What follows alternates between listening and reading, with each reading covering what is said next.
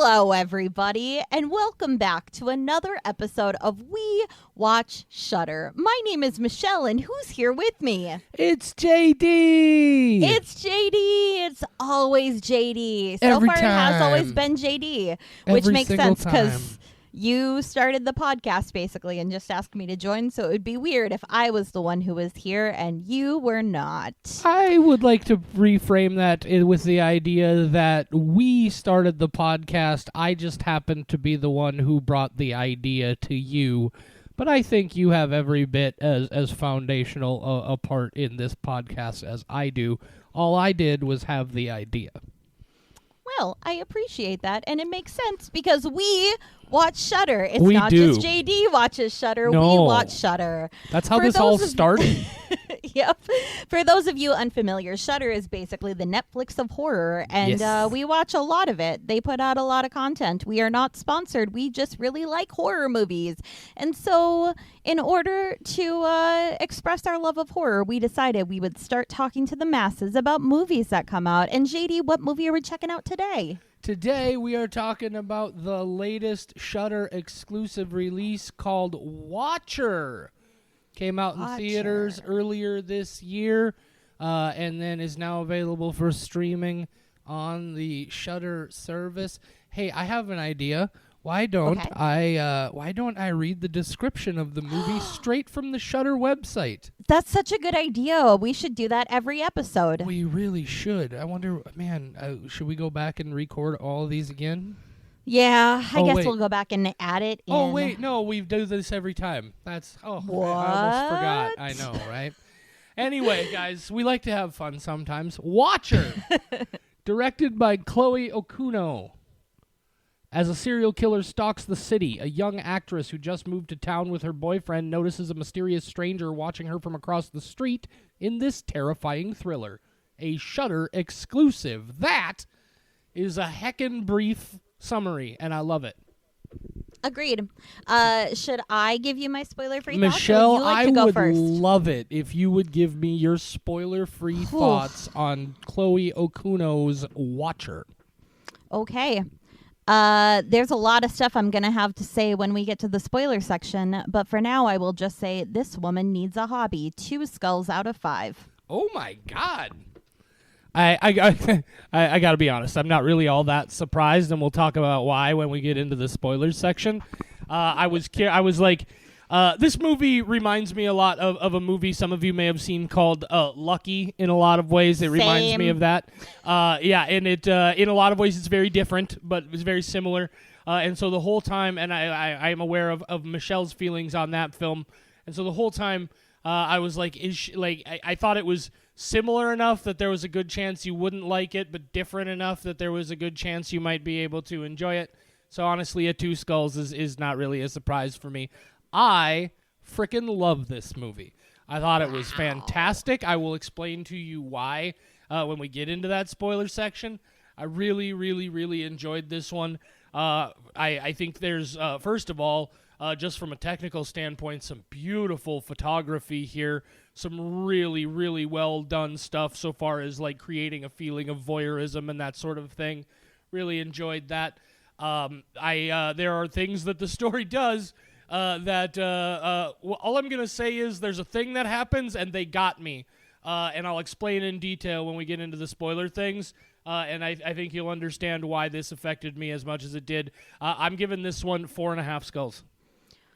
Woo, okay. This actually kind of went the way that I predicted too, because honestly, I know what the comparisons between this and Lucky are going to be, and that wasn't even it for me, but I did also think this is similar enough to Lucky that JD is going to love this film. Oh, I loved it. I thought it was great. Yeah, that brings us to an average of 3.25 skulls out of 5. I'm excited to get into the spoiler territory. Do you think we should go ahead and buckle up and I think speed on in? Now, guys, here's the Awesome. thing. I'm about to tell you to possibly pause the podcast, but before I do that, not now, please come back.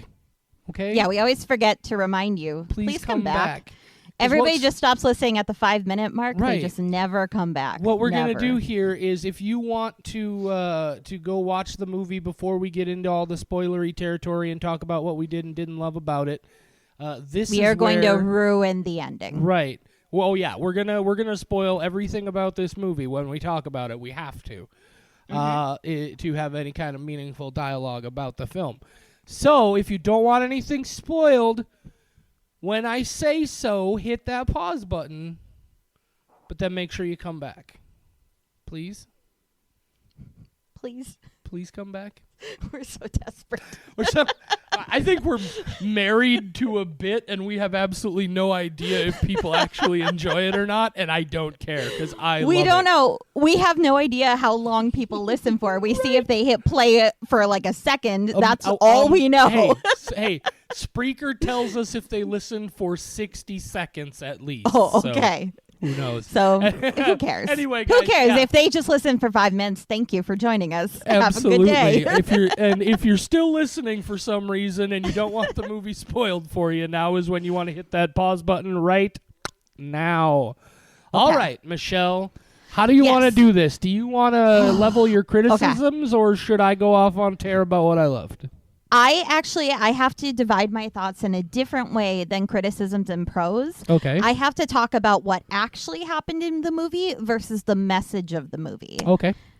And the things that I can say that I like about what actually happened in the movie is it's pretty boring. No, I'm kidding. But it is a very pretty movie. It is shot in a very pretty way. I like the directing. It's the script that really falls apart for me. Okay. I'm trying to I knew I was going to have a hard time voicing it, but basically this woman, like, what does she do? She doesn't do anything in this new country, and she has no dimensions to her, and it's just depressing to watch, and she just seems like a nuisance. And this story didn't bring me in to the point that when it was revealed that she was correct, that I felt any sympathy about the situation, because I was like, oh, well, you were just extremely annoying for an hour and a half, and it could have been that he was not a killer, and I would have felt exactly the same as I do now. I didn't care about her as a character because they didn't give her any hobbies. She just spends the whole movie frowning at everybody, and I understand that she's upset and she's in a new country, but even the very first interaction with her husband's work friends, she's just upset the whole time, and they haven't given her any reaon. And it just I think they've given her really, really, really good reason to be upset. Explain. Did you not register the whole idea of everybody at the dinner table knows she doesn't speak Romanian, but they're all speaking Romanian around her, even her husband completely cutting her out of everything that's being said at the table, as if she's not even there, treating her like a non-existent person, or at least completely irrelevant to participating in the conversation.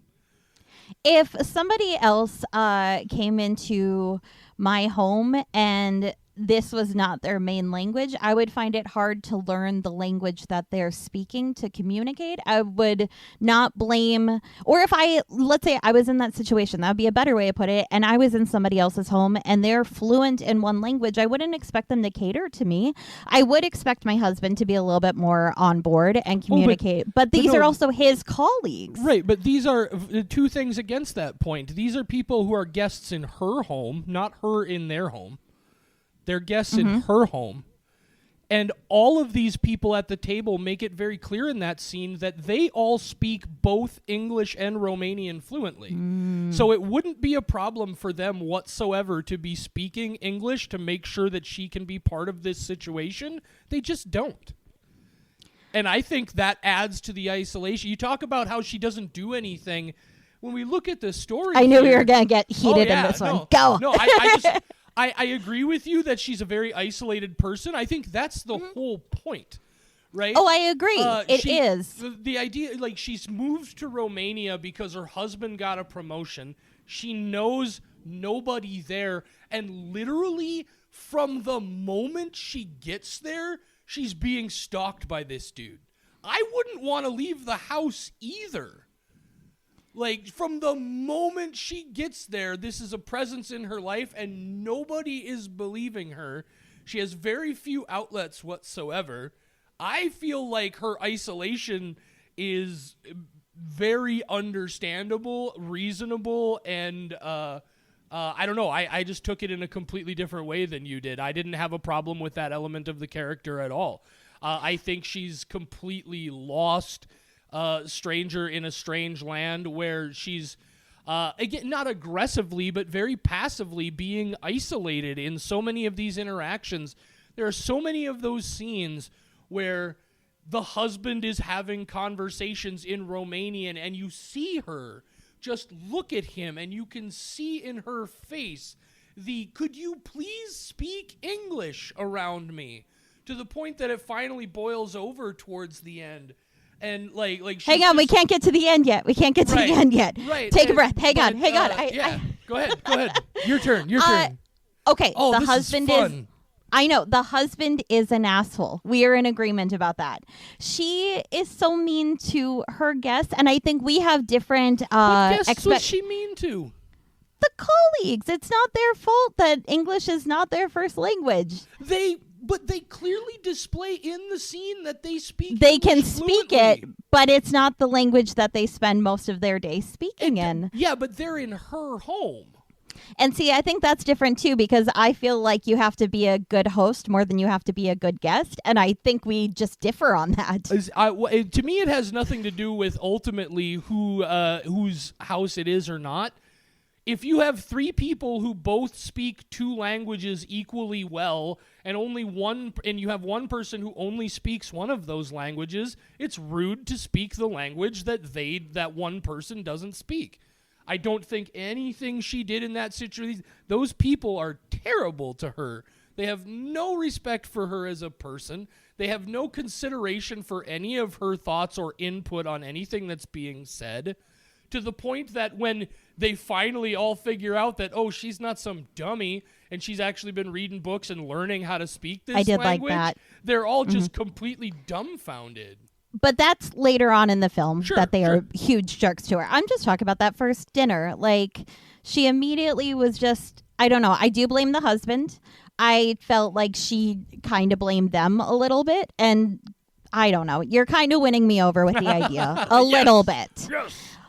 But also, I do understand that the whole point of the film was that she was becoming isolated. That was not lost on me. It's just like they didn't take the time to show her doing anything except lurking around and being frowny. Oh, no, sure they She's did. not like, she's trying to learn the language a little bit during the beginning, but then like she's not reading a book or like anything really. She's just consumed by this isolation. There's a whole sequence right at the beginning of the movie where she tries to go out and do things. She goes out exploring the city, and she goes to a movie theater, and she goes to the grocery store, and the very first time she goes out to try and do anything, she's immediately being stalked by this guy.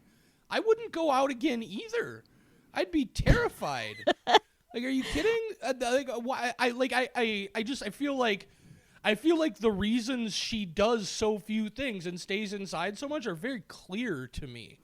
Like, this is not like this all starts happening to her immediately when she gets there, and that's a part of why nobody's taking her seriously. And I think that's crucial to the story. And see, I just realized why we interpreted it so differently. I thought from the beginning that this movie, because clearly this movie is about casting doubt on her. Oh yeah, we'll talk about on that in a her. moment. Yeah, of course. But obviously that is the point. And I thought the point of the movie was that we were not supposed to believe her. And I was watching these things happen, and watching them with my own eyes, not even being a bystander like her husband or the police, I didn't believe that she was being stalked. Because I didn't see if the guy in the theater, they made it seem like she was paranoid and anxious, and that what was happening was not real. This is fascinating, because that's exactly what I love, is because I went into this movie, and from the beginning, I'm like, okay, this creepy dude is stalking this lady. They almost fucking got me. right? By the end of this movie, just before the final reveal, I genuinely found myself for a moment being like, I did have a moment of like, is this lady really not, and like, is she really making this all up in her own head? And what that did to me was I started to think what I think you mentioned before is, what the fuck is this movie trying to say? Like, what an incredibly, but then it's not that. And I think that was intentional. That's what they wanted to happen. I think they wanted to get you as a viewer to the point where you were even like, man, this lady might be nuts. And then there's a fucking head in a shopping bag, and we're off to the races. Holy shit. That was so cool. Hey God. Sorry. I know, but the thing is, they immediately roped me in with, she's isolated and depressed, and her husband is an asshole, and she is sinking into her depression and isolation, and she is becoming paranoid and anxious, and she's watching this guy. I thought she was stalking him to a certain extent, because she's the one taking pictures of him. And so I bought into, this woman is being a nuisance to these people, and I disliked her. And what the way I took it in that point was not that she's being a nuisance, but just like, I thought it was pushing towards, this is a woman who's just under incredible pressure, and maybe she has just created this wild experience in her own mind. But again, my reaction to that when I had that thought was, what the fuck is this movie trying to say then? Holy shit. Like, what a terrible message it's all. And then, of course, it redeems itself with the big reveal. And I was like, oh, you fuckers, you almost got me. But there's also movies out there like Woman in the Window, or whatever the title of that is, where it is her own paranoia, and she's the one who is stalking her neighbors. So I think I went into this being like, I've seen this movie before, and then they just made her like, this is her life, is just isolation, and I bought into it immediately, and that's why I did not enjoy until the ending, which we'll get to, but that's why I was like, I thought the message was going to be like, American woman goes overseas and believes that everybody is obsessed with her, and they're not, because they convinced it so well that then with that reveal, it didn't pay off for me, because I was like, you convinced me so well that this was in her head. Yeah, it's interesting that I think what happened is you just got there a lot quicker than I did, because for the longest time, to be frank, I came into this movie expecting it was going to be what it was about. And so I was kind of expecting those themes. And then when it started to look like it was not going to be about that, it was like, whoa, what the fuck is happening here? Because if it had gone that way, what a terrible message to send in a movie like this. I was really like, wait, they're not really fucking doing this, are they? And then I was like, oh, you fuckers, you got me. When we got to the end there and they got to that shopping bag, man, I fucking screamed at my TV in a house by myself. It was so rad. I loved that. I wish I had the experience you did, because they did such a good job of convincing me that then it became just me watching this woman harassing her neighbors. And that was not fun for me to watch. And that's why it comes off as like, I know your husband's a dick, but you're kind of being a dick because she's like not doing anything. Yeah, and I definitely registered the thematic sort of parallels where it's like, oh, now she's becoming the stalker to try and figure out what's going on with the stalker. So I definitely knew that was happening there. But no, I never got to the point where I would say for the first hour of this movie, I believed her story. And then what started the transition for me was when he shows up at her door and with the cops and they shake hands. That's the moment where I was like, whoa, what the fuck? And then for the next 20 minutes or so, I was really in that bizarre headspace. And then it all came. I feel like I went with this story exactly the way they wanted me to. It was, I enjoyed it so much. I'm going to do something. What are you going to do? I'll increase my score a little bit. Yay! What are we going to? I don't know yet. Let's Okay, talk about let's the talk ending. the ending. Yeah, But let's you talk have about it. convinced me that my experience was not necessarily, because you're right. I bought into it and you did not. And I did not enjoy it as a movie about a woman where I was like, you're harassing him. You're Yeah. looking out your window when he happens to be looking out his window. And what I do like about the fact that you picked it up that way is like it does have like the husband who's very dismissive and seems like he doesn't believe her, and the cops who are very dismissive, and it seems like it doesn't. Yeah, They don't. they're all believe her. awful people. And I feel like the fact that they made it so believable, at least eventually, that she might in fact be the one in the wrong here. Like, I don't think you were wrong in picking that up. You just seemed to pick it up way earlier than I did. And I Yeah, think and I think that definitely affected your ability to enjoy what was happening. Like if I And had spent this movie, if I had spent that first hour not thinking, because the whole time I was just like, why doesn't anybody believe this lady? That dude stuck his face right in the back of her head in the movie theater and sniffed her hair. But So I also weird. they, as the people showing us this, and now I'm realizing that's kind of what they were going for. Sure. But for me, I bought in where they didn't actually make it so apparent that that's Right. actually what Yeah. was happening. It was focused on her. And I was completely convinced Sure. that no, she's just in a new country. Her husband's a dick. She's like not doing anything with her days. Now she's like becoming obsessed with this idea. That's And wild. I bought in 100%. I awesome. thought it was going to be revealed that she was going to do something to him because she was taking her paranoia to like a she new was level. gonna end up killing an innocent dude or something.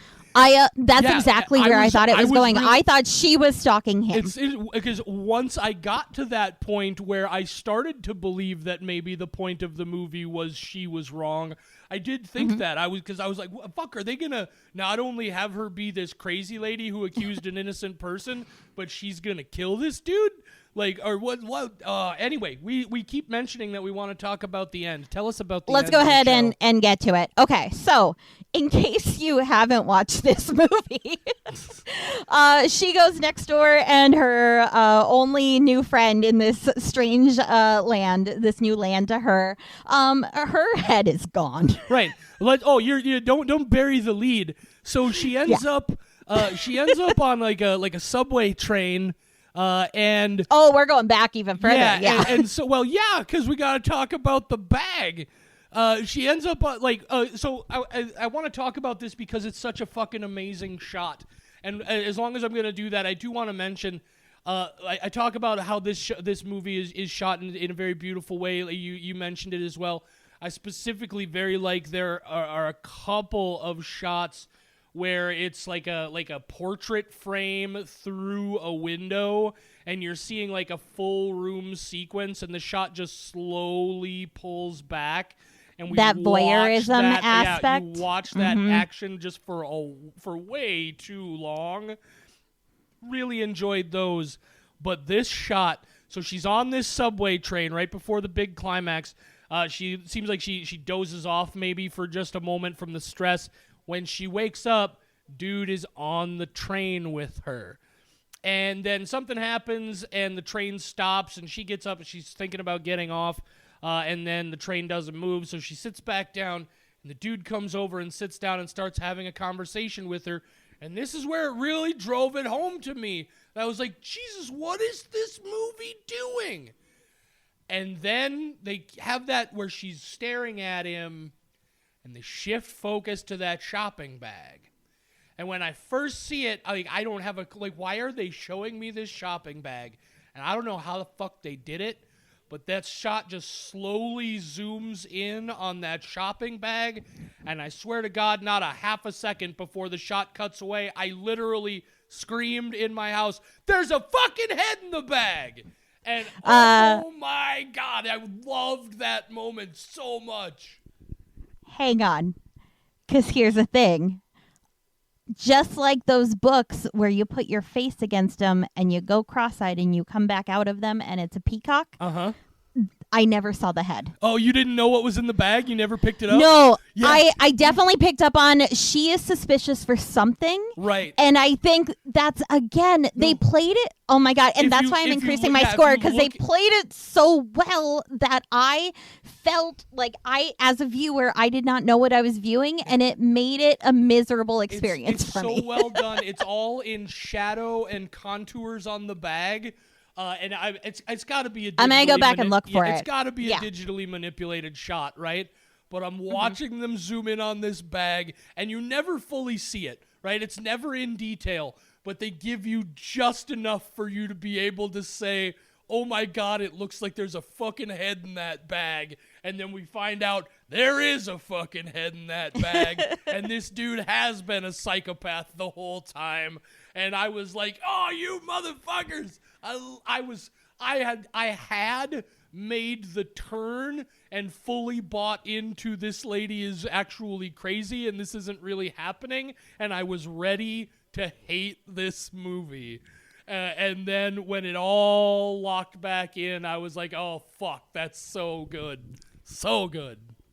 That means, because this man lives across the street from this woman. Uh-huh. He didn't bring the whole neighbor's body with him on the subway. He took that woman's head in a flimsy shopping bag on the subway that he knew she would be on. Yeah. That's just, and see, it's those kind of things that, like, it's just so unbelievable that He's I'm a like, psychopath. no, I know that now, but I'm saying, like, that's the kind of element to this movie that made me watching it not believe her, because I'm like, they're not actually showing this guy. But see, it's like, it's so, like, clearly this guy is a mastermind. He's not just like, because there's another guy in jail for the crime. This guy is very good at what he does, and so it's so, like, what are the odds that he's doing nothing illegal, and, like, that's such, like, a hyper impossibility. Also, and I bought too much into, like, this is so unlikely that these things are happening. He just happens to be at these places that you're going to. He happens to go to the theater that you're at, and it was so many coincidences that now it's like, oh, you're a genius. I mean, you're an evil genius, but like you're okay. But it was like, that's so unrealistic. Clearly she's paranoid. No, which is the point of the movie.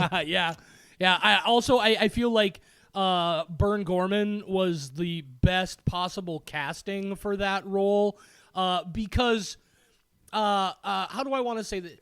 The man has a unique appearance. He has when you see Bern Gorman, you know you've seen him before. He has a unique look, and casting him in this role it immediately lends an air of suspicion. But also an air of like what you're saying, like, is this lady possibly also judging him because of the way he looks? Hang on. Because they cast Bern Gorman, I felt sympathy for him. Really? That's what I'm saying. Is that plays into the paranoia aspect? Is part of her judgment here that he is also just a unique-looking gentleman. He just seemed really sad, and I felt bad that this woman was harassing him. See, and that's what I mean.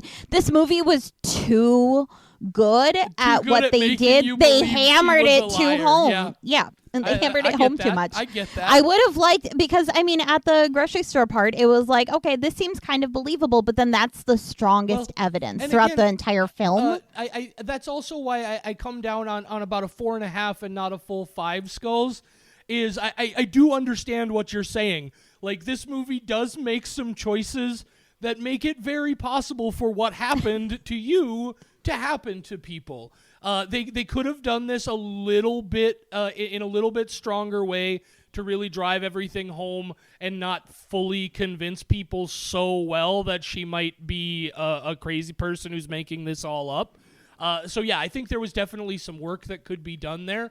But no, this movie hit me exactly the right way, and I loved every second of it. I wish that had happened, because I sat for a while trying to figure out, like, was the message of this movie, which we haven't even really gotten to yet, was the message of this movie deliberate, or am I picking up on things that aren't there? So I had to go read and went, okay, the message is deliberate. Oh, for sure. And then I was like, but I don't like that is the message they were trying to get across, of like, the message is obviously like believe people, but there's like nothing in here that anybody should have done any differently at the same time. The message is you should believe people, but they did make it very, very hard to believe this character. Yeah. Yeah, and what would the alternative be, that like she sees somebody looking at her through a window, and like my thing is like, what else could have happened? Right. You know, and that's why I was kind of disappointed in that message. I was like, I hope that that's not the overall message that they're trying to give, because it was a matter of like, well, what's the alternative to this situation? Because nothing actually happened to her until it did happen to her. And clearly, like, nobody could tell like that was about to happen. So it's like, what's the alternative supposed to be? Yeah, no, I understand where you're coming from there for sure. I think if it had been like a more, I don't know, like not trying to deliver that message, but just trying to say like, you know, that this is a really shitty thing, you know, but when it tries to go for that overall message, that's where it just kind of, it was like, oh, well, that's kind of disappointing, because I don't know what anybody could have done differently. Sure. No, because nothing happened. Yeah, I see what you're saying there. And again, that's why I do think it's not quite a perfect film, but I enjoyed this one all the way through. Loved everything about it. I think we should really, really dive into the ending. Let's do that it. Last like 5 minutes. So, give me your reaction to it. to the last 5 minutes. Like, starting from where? Starting from like where? the room, because we've talked about the subway. So when she starts packing her suitcase. Okay, yeah. So she starts packing her suitcase to leave, and then she hears music playing from the neighbor's apartment, and the neighbor supposedly hasn't been home for several days. And she goes over there to see what's up, and she finds a decapitated corpse. And then the dude, I don't know if you noticed, attempted to suffocate her with the same shopping bag he had the lady's head in, and then cuts her throat, not severely enough to be like a gusher, but it's bad. And I thought, again, they made me believe for a moment that the way this movie was going to end was she was just going to lay there and die. And that was going to be the big driving it home moment is, oh, you should have listened to her and now she's dead. And I'm glad they didn't do that. I disagree, but really? We'll come back to it. I also, because I expected that to be what happened so much that when that fellow walks out of the apartment and the husband sees him, at that point, I'm 100% she's dead. So when the bullets fly, they got me again. I didn't see it happening. And so at that point, I was convinced that she was dead. And I didn't care for that. But I like that she wasn't. I like that she, I like that she gets to survive this story. I like that not only is the message, yes, I was right, but I did survive. And also the incredible tension of just that final look where, like, I think a lesser movie would have had a final line of dialogue there where she would have just said something like, told you so, and it would have been so stupid, but just that look that she shoots him and then cut to black. I love how this movie ends. I thought it was great. So from the moment that she starts packing her suitcase, I thought we're going to end. She's going to go back to America. This is going to be it. This would have been a One Skull movie for me. That ending is where I bumped it up, and now I will bump it up more because, I mean, like you said, you had a very different experience. For me, I'm like, you're just over there, and clearly people are being rude to you, but you're ruining your neighbor's life, and he has done nothing to you, is how I felt the whole movie. Like, he's taking care of his sick father. Your neighbor who said that she has an aggressive boyfriend who bought her a gun and shows up yelling at her door. You sent that guy who you don't even... You sent him over to like bully this guy. Like, I just felt and I love that. I'm glad that we're continuing to talk about this, and you brought that up. I love that moment where he goes back to knock on the door the last time, and they really drive the language thing home so much. It's like, even in that moment, dude pounds on the door, and then he starts shouting at the people in the apartment in Romanian, and she has no idea what he's saying. So she's I love that there's no subtitles. Yeah, she's by the way. I immediately love like, that. "Oh God, dude, please don't say, don't tell them anything. What are you doing?" I loved so much the way the language barrier played into this story all the way through it. I loved that. I agree. I do enjoy that they helped us feel as isolated as she did. But like I said, throughout the movie, I completely thought she was stalking him. So it went too much. But yeah, if she had just gotten on a plane, I almost said a train, but I guess you can't go from Romania to America via train, can you? Maybe. Well, it depends on what train it is. I Not, I was going to say not in a very convenient manner. Anyway, if she had just hopped on a plane and gotten home and like seen that guy in the street or something, that's what I thought we were building to. And this would have been a one skull. I was like, you're just being a nuisance and I hate it. So when she hears the music next door, I'm like, oh, okay, maybe this is going to redeem itself a little bit. Small side note, I hate that in all these movies, when somebody calls a cell phone, it's always a generic ringtone, so that when the husband hears the phone next door, he doesn't know if it's her phone. Who the fuck does not have personalized ringtones for everybody? Mine are hip-hop songs for all of my contacts that say their name. Yeah, but I know why. Pay a lot of money to have those songs in your movie. I am just saying that, no, I mean, like, it's Michelle picking you up, hitting you up, pick up the cell phone, put down the cup. Yeah, like, and it's never, it's always a generic ringtone. I've seen a few movies where they set it up where they play the ringtone for you earlier so you know it. But they didn't really do that here now, at least not that I think of. I'm just saying that's a movie trope that drives me crazy, where for the most part, it is usually like a generic ringtone where it's like, oh, is that the phone? It's like, why? Why is it not just screaming their name? Yeah. My text message sound is obnoxious. People would know if I was getting murdered next door for that reason. Use personalized ringtones so that people know if you're getting killed in their vicinity. Always but anyway, keep your ringer on. Save your life. Exactly. But then when he laid down next to her as she's dying, and then he got up, I would have preferred that ending.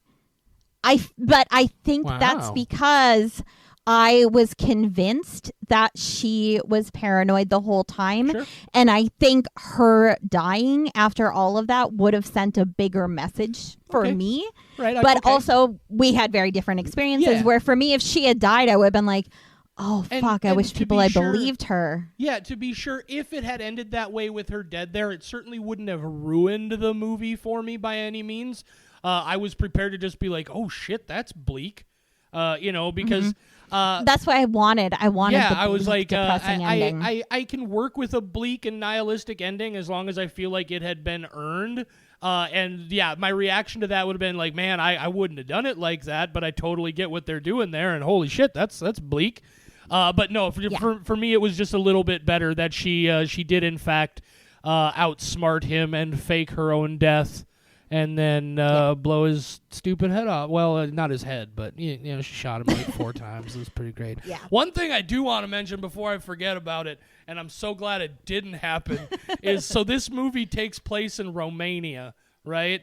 That's where it's when set. you messaged and me. early on in the movie, when she's out exploring the town, the one time she goes out, she buys a little trinket for her husband. It's a little, like a toy or a carved piece of wood, and it's shaped like a Dracula, like a vampire.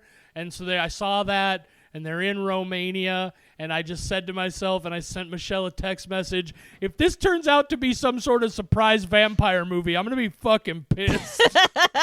And I'm so glad it was not a surprise vampire movie. Surprise vampires. Oh, yeah, God. I mean, the cover photo also, that could be like a vampire. Oh, yeah. Because of the dark red. I could when you said that, I was like, and then also, no, it's not. The first time they talk about one of the murder, the serial killer's victims, right? Do you remember what they say about how she died? Her head was removed. No, her throat was cut. Oh, right, but it was almost like she was Right, almost decapitated, but removed. that's where you got the vampire Yeah, I was part. like, okay, so he's biting them and then cutting their heads off to hide the bite marks or whatever, right? I was like, if this turns out to be a surprise vampire movie, I'm going to be so mad. And you know what? It wasn't a surprise vampire movie at all. Okay, I have figured out my score. What's your score, Michelle? Man, we had a lot to say about Watcher, and I am not against that. Holy cow. No, I knew this was going to be one where I was like, JD's going to like it. I'm not going to like it. Are you guys still with us? I hope you're still with us. I mean, frankly, I've had so much fun. They probably never came back. You're probably right. 5-minute mark. So what's, your original my original evaluation was a 4.5. Your original evaluation was how much?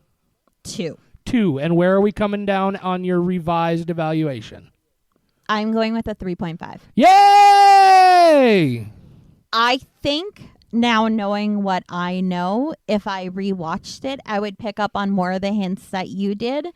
It was just so convincing to me that, but then I'm also like, you were so convincing that you ruined the movie for me. Yes. Like I completely, and she just seemed unpleasant and depressed and isolated and paranoid. That's why, like I said, I can't give it the full 5 skull because it is so good at making you suspect she might be wrong that I can definitely understand how you ended up in the place you ended up, for sure.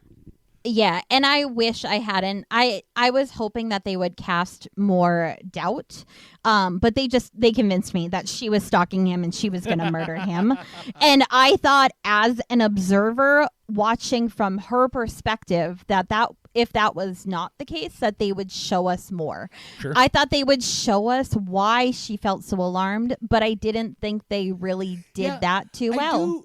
I do have to ask myself, like, what was their motivation in trying to convince us that the lady was crazy? Like, were you trying to what were you? What was your goal there? That part is odd to me. Like, why did you? I understand why you want the other characters in the movie to not believe her, but why did you try so hard to make the audience not believe her? That's a really interesting question. Or even doing the whole, like, movie theater, is she really feeling him behind her? I didn't even think there was a guy there because she never turns around to look. She never turns to look. She just gets up and scurries out. Shoes. In a dark theater. Yeah. Like, did she actually? I don't know. She just never looks at his face, and I thought maybe that was an entirely different patron who she became paranoid about. And then she goes to the grocery store and happens to see a guy who lives in her neighborhood. And is similar, like just like a bad game of visual telephone. Exactly, where it was like, okay, she saw that guy. Can you hear the same airplane? guy in the theater? I can. Yeah. Awesome. I don't think it'll be on the recording. But. Well, I hear it outside my window. So. Okay. Yeah, I keep did hear forgetting you're not really all that far away from me. Anyway. No, it's close. But yeah, not all that far. Like Bern Gorman was not all that far from her in the theater, but I did not believe that was actually Bern Gorman. Oh, that was creepy as shit. But yeah, like I thought they did such a good job of making us see her as paranoid that when it was revealed that I thought, like, there's no way people are actually believing her as the movie viewer. I was very surprised that I wish that they had given us more to show that, I don't know. Just not make it quite so easy to believe that she might be crazy.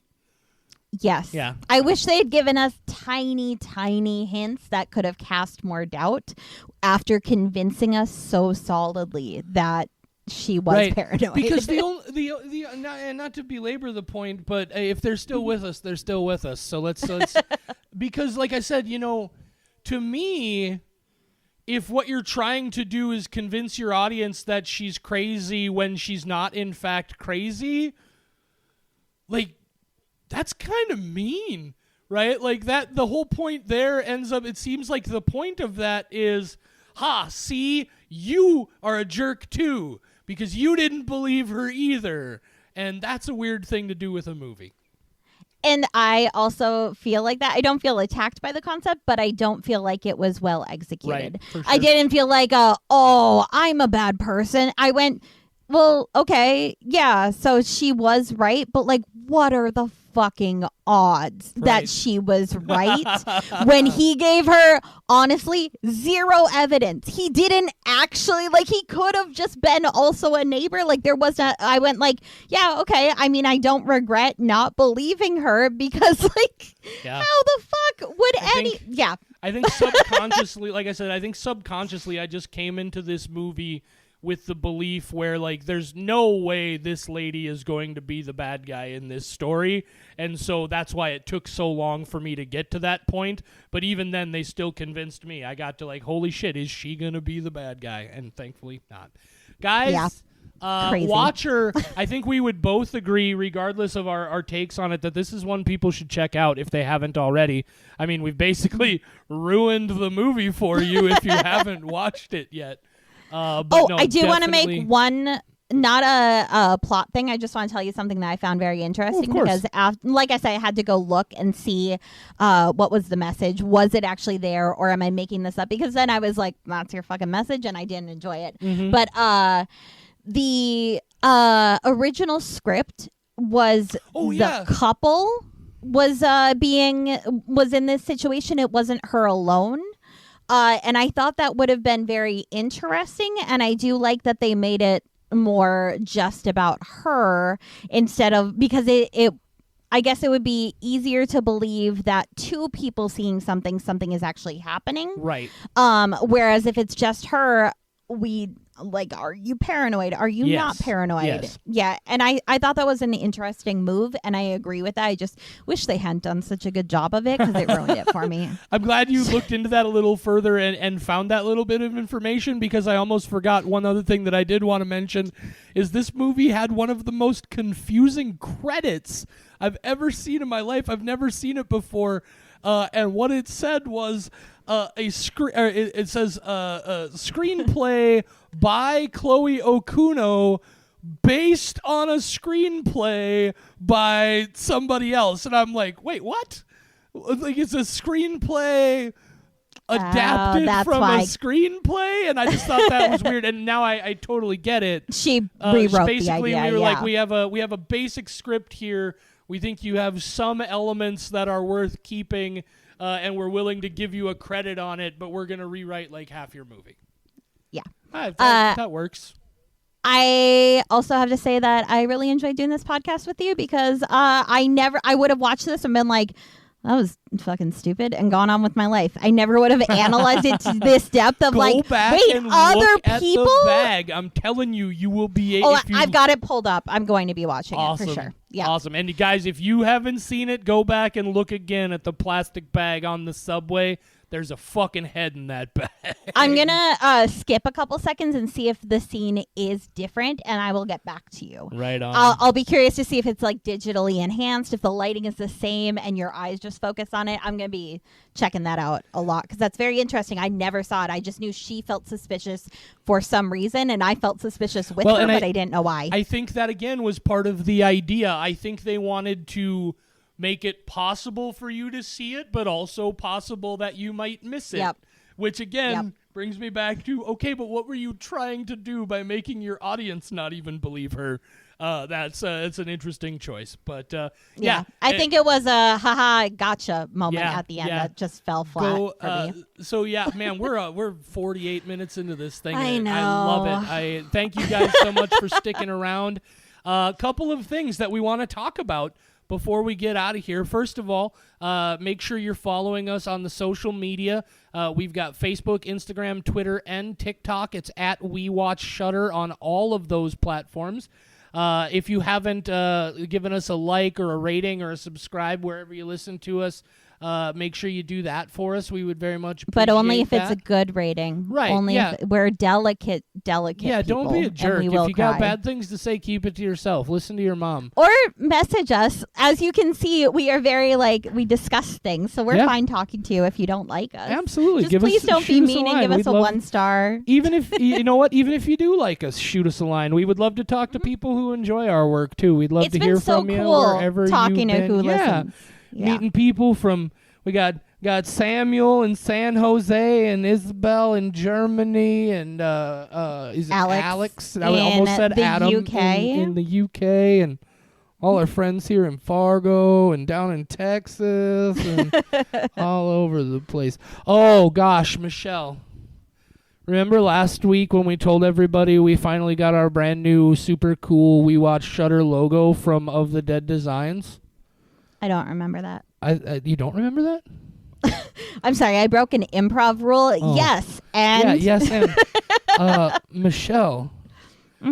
Should we tell them about the thing? Of course we should. Let's tell them about the thing. You go ahead and tell them about the thing because you have been obsessing over this for a full 24 hours I'm straight. pretty excited, guys. I'm not. I'm just gonna rip the Band-Aid off. We're making T-shirts, guys. We're making. We're making awesome T-shirts. They're gonna be a black T-shirt with because I see you are also wearing a black T-shirt. Some of you will get the reference, some of you won't. It's fine. But the T-shirt will have that awesome We Watch Shudder Frankenface logo design from Of the Dead Designs by Juan Ortiz on the front, and then on the back, across the shoulders, there's going to be a red 5 skull rating bar, and it's a rad shirt, and we're putting them on sale for pre-order. Here's the deal. It's $25 for the shirt. $25 is what it's going to cost you, and that's either and that's the shirt and shipping and delivery all the way to you, everything included. $25. We've got sizes available from way down to youth extra small. I don't know who wears a youth extra small that would be listening I'm giving some to this friends podcast, babies. but that I think shirt. youth extra all the way up to a 5 extra large for our big people, very much like JD himself. So we got a 12 size range available. If you're not in the Fargo Moorhead area, we'll have it mailed to you. If you're here in the Fargo Moorhead area, either me or Michelle or maybe both of us, if you're lucky, will deliver that shirt right to your door. And give us your address. We're coming over. I hope you have cookies. Check out the social medias. We'll have links available. We're going to be taking pre-orders on the shirt for the next 3 weeks. So you don't even have to pay for it right away. If you want to let us know you want one, we've got a Google form available for you to fill out all your information. Let us know what you want. Make sure that will be going up on Saturday. So if you listen to this right when it drops at 12:01, the form isn't up yet. Just give us a couple hours. I'm scheduling it. I don't want to drop it at like 2 a.m. when I will be awake, but nobody else will be awake. That's smart. So keep an eye out for that post on the social medias, and then make sure you get registered. Let us know what size you need. Let us get us that payment before September or by September 16th. And the beautiful thing about that is we then expect those shirts to be arriving just in time for October. And what's October, Michelle? It is the 10th month of the year. It's the spooky month. Oh, right. That too. Yeah, October. If you're international, it might take a little bit longer, but we'll be shipping at the same time. So I'm so sorry, Isabel and Alex, if it takes a little bit longer to reach you, but we'll still get you shirts if you order them. And you get in on the cutting edge floor. I tell you this much, they might not arrive in time for the whole month of Spooktober, but they'll arrive in time for Halloween for absolute sure. So check those out, guys. Absolute Our first shirt. Ever We Watch Shudder T-shirt with that awesome Frankenface logo. Look for all of the sales information coming up on the website on Saturday morning. Yeah. I feel like we should go a couple more minutes just to beat out our wrestling show or wrestling episode's longest show. But I guess we could just let them be, I guess. Yeah, I think we pretty much covered. Oh, I have another podcast that you guys could check out if you have some free time. If you like more than just the horror movies, which Michelle and I both do as well. I have a podcast called All Screens Great and Small with my friend Scott Ecker. On that show, we talk about new release movies both in theaters and on streaming services, all types of different kinds of movies. This past week, we talked about that new Idris Elba movie, Beast, as well as a streaming title called Spin Me Round. Coming up this next week, we're going to be talking about the new George Miller movie, 3,000 Years of Longing, as well as the new John Boyega film, Breaking is what it's called. That Awesome. show is called All Screens Great and Small, another podcast from Rat Factory Media here with We Watch Shudder. How far do we have to go, Michelle, to beat the length on that other episode? I didn't look it up, but I think it was 53 minutes. So I think we're well past. All right, we're good. If not, just put some dead air at the end or like some music or something. Wow. So we had a lot to talk about this week. Thank you guys for did. sticking around with us. Say goodnight, Michelle. Good night, Michelle.